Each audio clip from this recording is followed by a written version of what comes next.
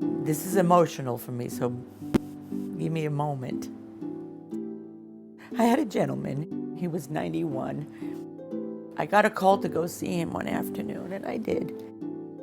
And I fell in love with him.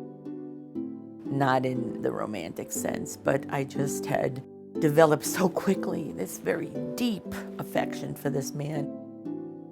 We just clicked and melded. I only spent 3 days with him, several hours. How you could fall in love with somebody in a matter of hours.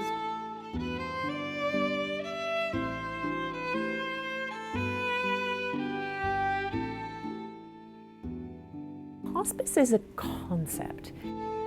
It's a concept of care. The definition of being, having 6 months or less to live. We come into people's lives where people are very often at their most vulnerable and most open. At the time where there's this just incredible sacred potential for very deep, intimate connection. The magical part of the hospice program is the volunteer program.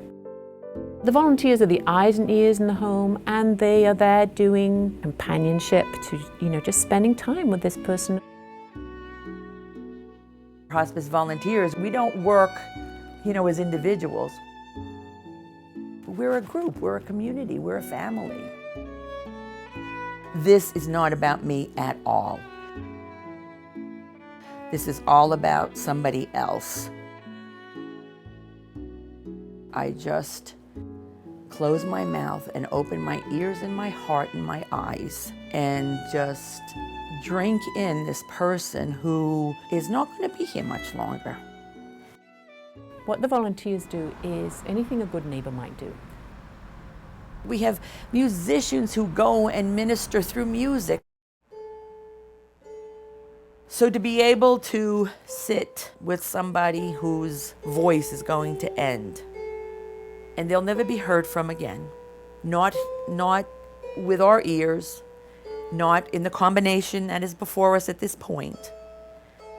And if at that moment that they have something to say, then they have the opportunity to say it. If you have something to say and there's nobody there, do you say it? The greatest gift that I've ever had in my life was to be able to care for my father for 2 years. I never felt so loved in my life. I just never thought that he would go first and that it would be for such a long time. I didn't realize how long forever really is. When you are a caregiver, there are no holes barred between the care that you give and the care that is needed. When you take over full time as a caregiver, you give up your life. Whatever you were doing, you're not doing it anymore. You're taking care of this patient 24/7. My father used to always say, the bus is going to come for me tonight. The bus is going to come. And the bus took a long time to come. And I used to tell him, Daddy, when the bus comes, you get on it.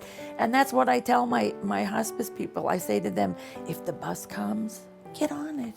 The door's open, get on it. Go, You're done. I get a lot of men, very old men in their 80s and 90s. Most of them are very dissipated, hollow in the face, and they're diminutive because they've lost so much weight.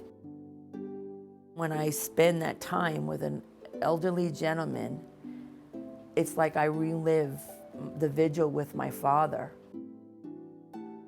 His son had come out and seen me and took me into the room, and I went in and spent time with him. He was brilliant. I mean, he shone. He was just magnificent. And I said, I am so happy you're here. And he said, my Bonnie. He said, I'm so weary. He said, and I'm sure this is the last place I'm going to be. And I said to him, it couldn't be a better place.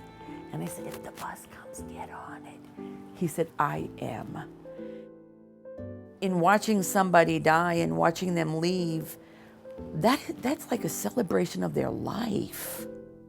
Working with the dying is just about living as fully as you possibly can. It's not why do I want to be a hospice volunteer or why am I a hospice volunteer? My attitude is, why would I not want to be a hospice volunteer?